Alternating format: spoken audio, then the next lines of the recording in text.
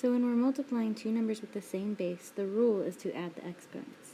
So here we have x to the nth power and x to the nth power. So our bases are x and x. So since we have the same base, our answer will be x to the n plus m.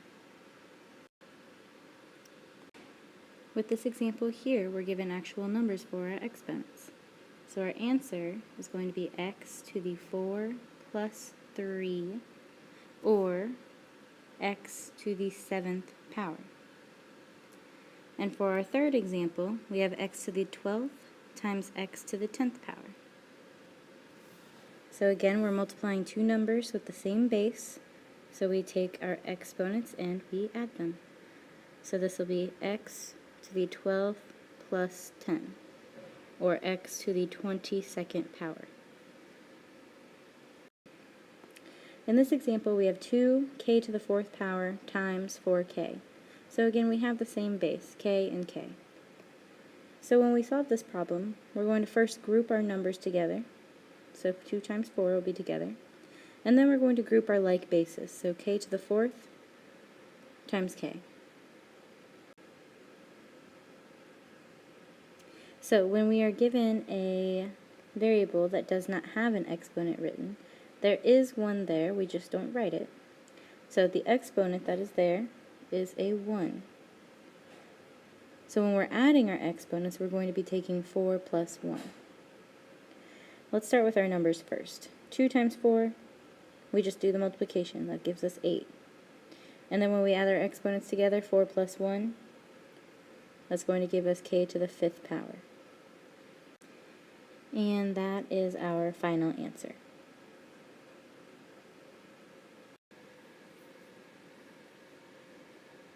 So let's look at another example.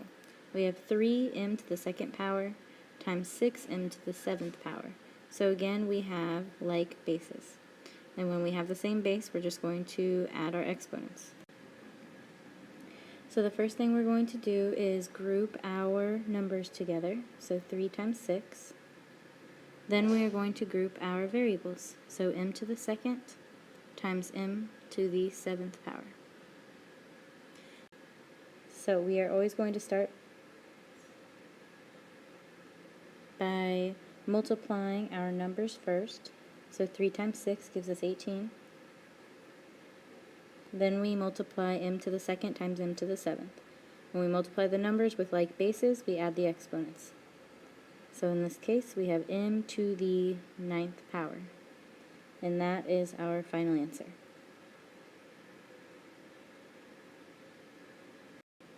Our second rule is called the quotient rule. So the quotient rule says that when we have two numbers with the same base and we are dividing these two numbers, we need to subtract the exponents. So x to the nth power over x to the mth power is going to be x to the n minus m. It's always the top exponent minus the bottom exponent, whether the numbers are positive or negative. So in our first example here, we've got x to the 10th divided by x to the 6th. So since we have the same base, we're just going to subtract our exponents. So 10 minus 6. And our final answer will be x to the 4th power. Okay, for our second example, we have x to the 12th power divided by x to the 10th power. So again, we're going to take the top exponent minus the bottom exponent, so 12 minus 10. Our final answer then will be x to the 2nd power.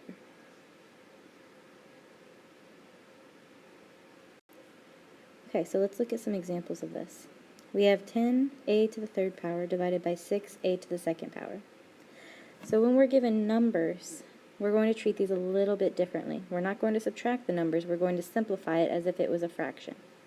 So when we simplify fractions, if I wanted to simplify 10 divided by 6, or 10 over 6, I would look at the factors of 10 and 6. So my factors of 10 are 1 and 10. Oops. Just kind of draw over that. Okay, our factors are 1 and 10 and 2 and 5. My factors of 6 are 1 and 6, and 2 and 3. Remember, factors just means what two numbers can I multiply to give me my original number. So the two numbers that multiply to give me 6 are 1 and 6. The two numbers that multiply to give me 6 are also 2 and 3. Then I look for my greatest common factor. So what number is on both of these lists? Not just a number that's in common, but the greatest number that's in common. So the only number I see on this list is 2. So after I find my greatest common factor, I'm going to divide both the top and the bottom number by that number. So I'm taking 10, I'm dividing that by 2, and I'm taking 6, I'm also dividing 6 by 2. And that's going to give me a simplified fraction. So 10 divided by 2 gives me 5. 6 divided by 2 gives me 3. So when I solve my problem, I'm going to start out simplifying the fraction, if it can be simplified. So I simplified that to 5 over 3. Now I look at my actual bases that are variables. I've got a to the third over a squared. So again, I'm using my quotient rule. I take my top exponent, subtracting my bottom exponent.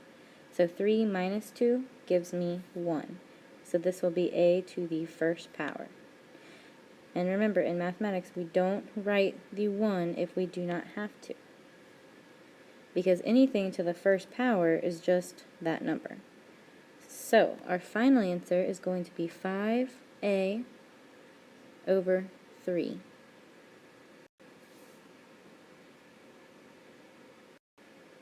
Okay, let's take a look at another example. We have 12 over 2.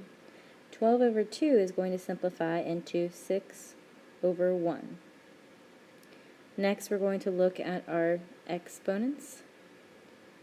Okay, we have the same base, so we can go ahead and use our quotient rule. 8 minus 3 gives me x to the fifth power. Then the last thing I want to do is simplify. So since I have 6 over 1, anything divided by 1 is just that number. So 6 divided by 1 is just 6. So when I simplify this, I do not need to write the 1. So I'm going to make this 6x to the fifth. Another way to think about that is that 12 divided by 2 is 6. So we don't necessarily need this 1 when we simplify.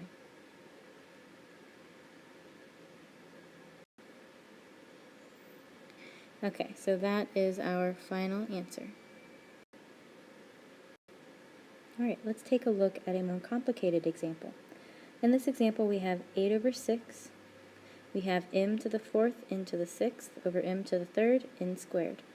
So again, we're going to start by simplifying this fraction, 8 over 6. The greatest common factor between 8 and 6 is 2. So when I take 8 divided by 2, I get 4. And when I take 6 divided by 2, I get 3. So now that my numbers are simplified, I can go ahead and simplify our variables. We have m to the fourth divided by m to the third. So using my quotient rule, 4 minus 3 gives me m to the first power. Then I have n to the sixth over n to the second. So again, taking our quotient rule, we subtract the top minus the bottom. So 6 minus 2 gives me 4. So we have n to the fourth. And then when we simplify that, the only thing we really need to change here is the 1. Remember, any number to the first power is just that number. So when we take m to the first, it's just m. So simplifying that, we get 4m n to the fourth over 3. And that is our final answer. So let's take a look at one more example of this type of problem. Here we have 3 over 9. When I simplify 3/9, I get 1/3. When I simplify a to the sixth divided by a to the fifth, I'm going to take my top exponent, subtracting my bottom, and I get a to the first power. And then again, remember, if we do not have an exponent written, there is an exponent there, we just don't write it, but it is a 1, because anything to the first power is just itself, so there's really no need to write it. So 2 minus 1 then gives us c to the first power. And then the last thing to do is to simplify. So 1 times any number is just that number. So again, we do not have to write this 1. And we also do not have to write the first, a to the first, and we don't have to write the c to the first, either of those exponents. So simplifying it, we get ac over 3. And that is our final answer.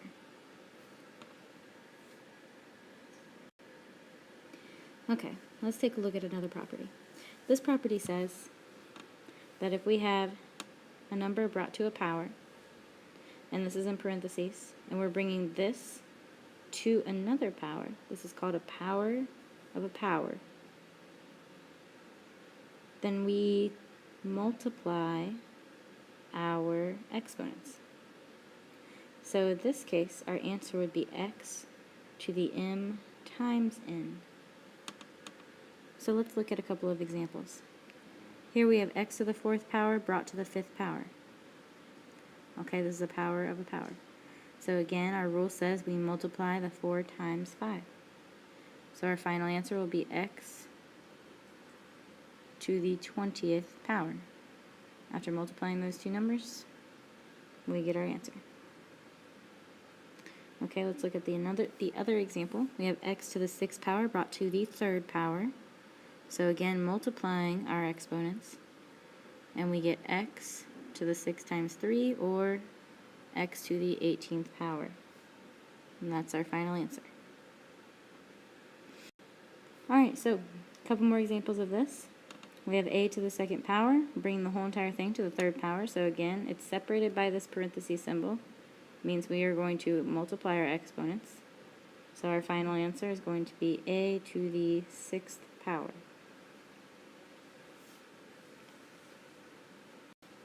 Okay?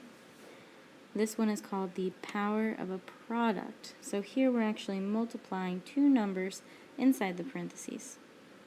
So if you remember the distributive property, this is going to be very similar to the distributive property. In the distributive property, we have a number being distributed throughout the parentheses.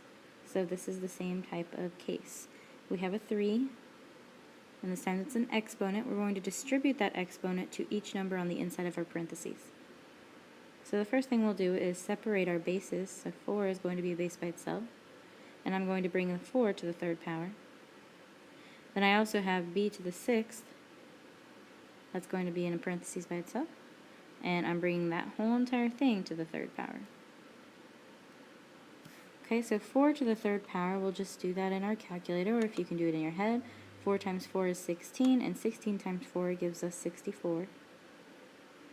When we take b to the 6th to the 3rd power, again, it's a power of a product, so we are multiplying our exponents, and we get b to the 18th.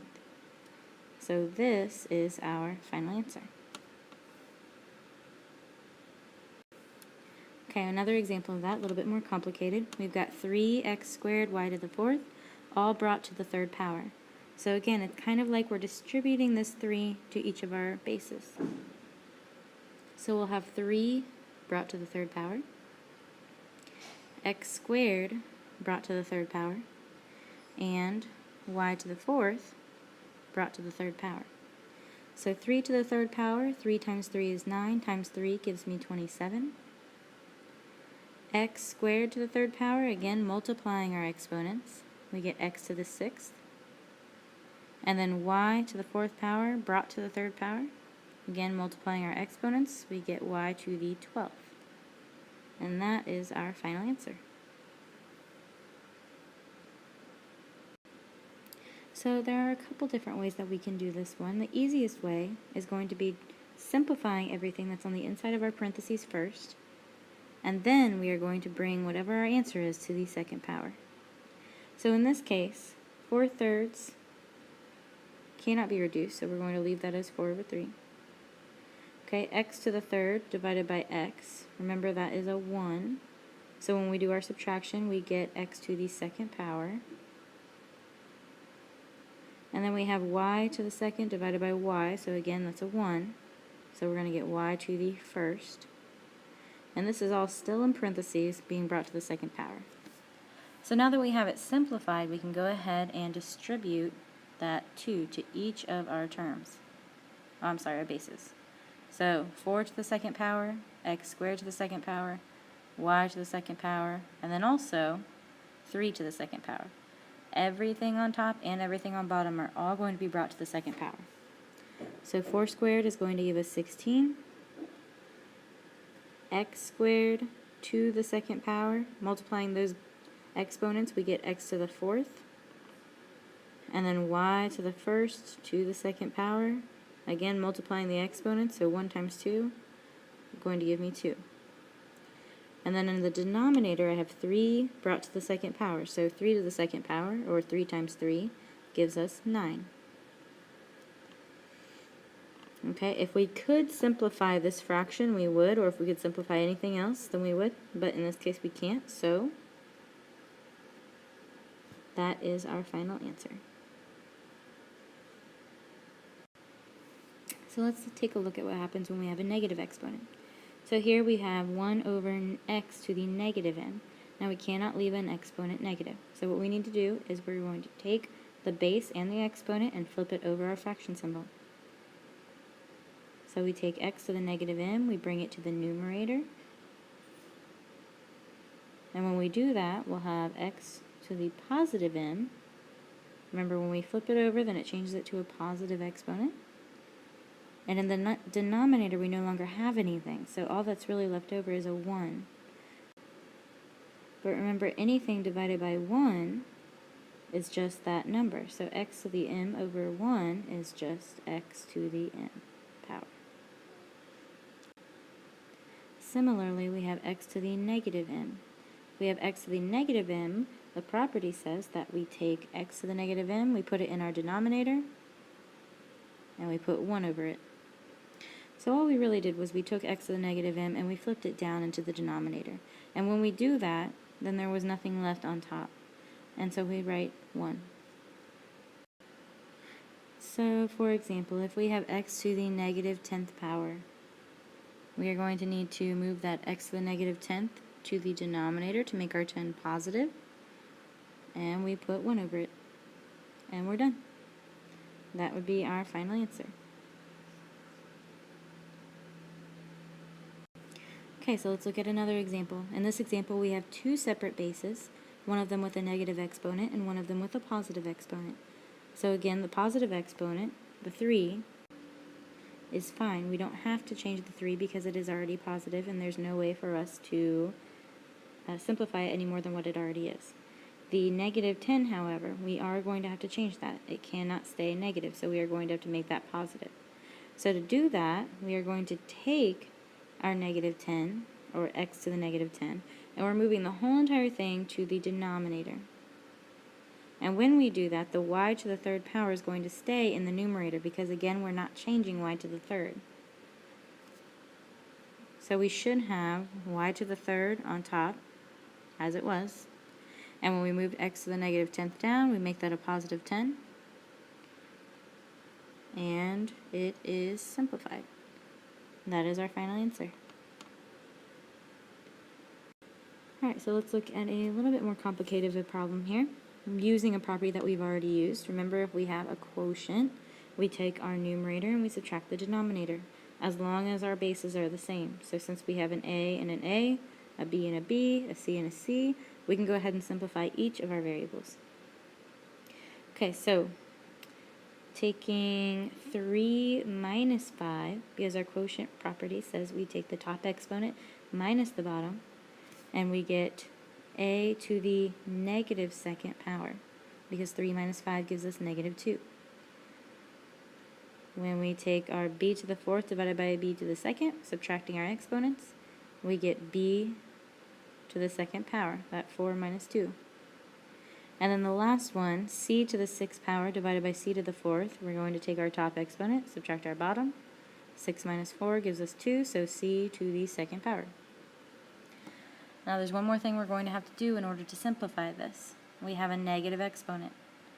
So to make that negative exponent positive, we are going to take it and bring it down to the denominator.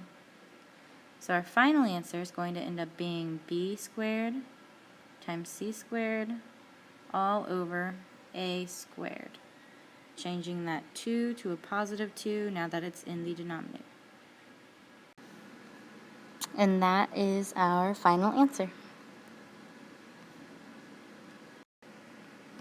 Okay, for the next problem we are going to simplify 5 over 15 first. 5 over 15 simplifies to 1/3.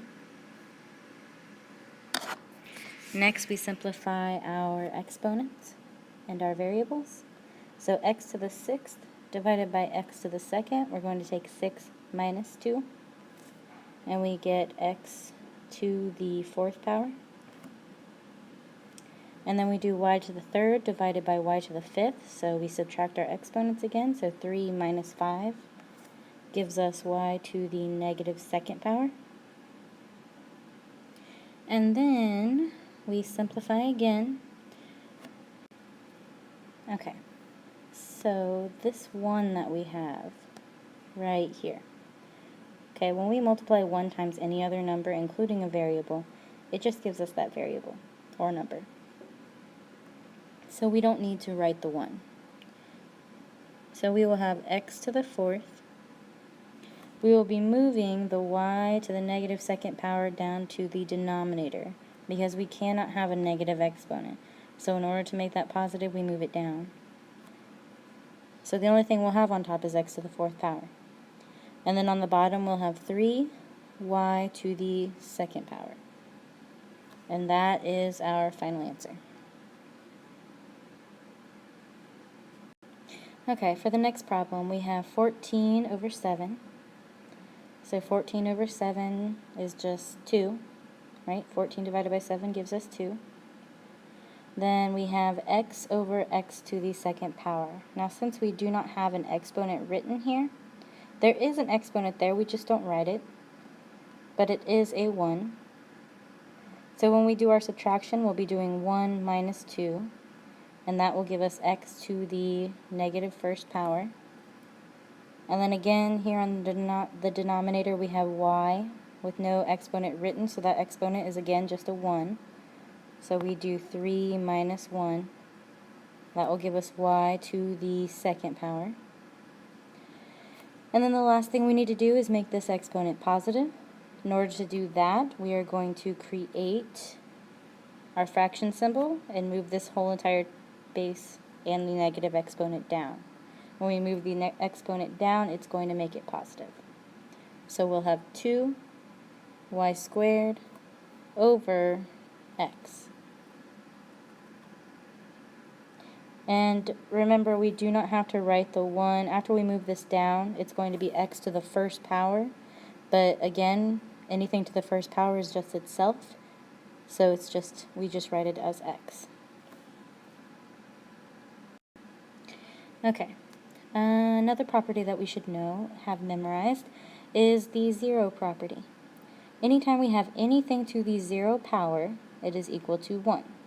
So here we have x to the 0 power, and x to the 0 power is just 1. So that would be our answer.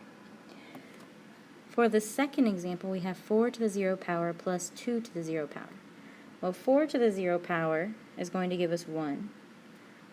And 2 to the 0 power will also give us 1. So we will have 1 plus 1.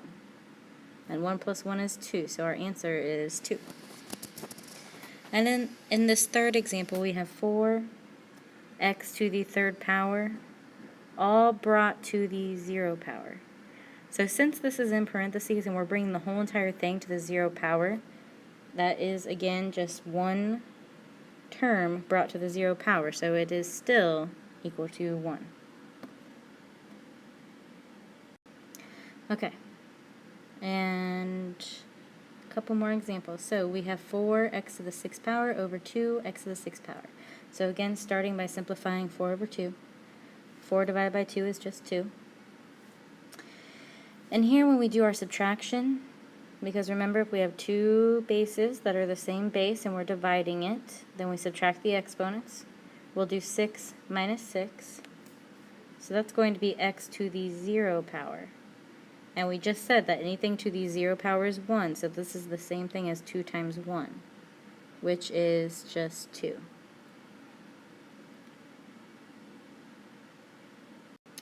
Okay, Next one, we are going to simplify 16/12. So to simplify a fraction, we find the greatest common factor and divide both the numerator and denominator by that factor. So the greatest common factor here is 4. 16 divided by 4 gives us 4. 12 divided by 4 gives us 3. So that is our reduced fraction. Okay, next we take our division of our a to the third over a to the third. So we subtract 3 minus 3. And again, 3 minus 3 is just going to give us a to the 0 power, so that's just 1, so we don't even have to worry about that. And then the b's, b to the 4th power over b to the 2nd, subtracting our exponents. 4 minus 2 is 2. So we get 4b to the 2nd power over 3. That is our final answer. Okay, and that's going to wrap up our examples. So we are, that's pretty much all of what we have for 1.6, simplifying exponents.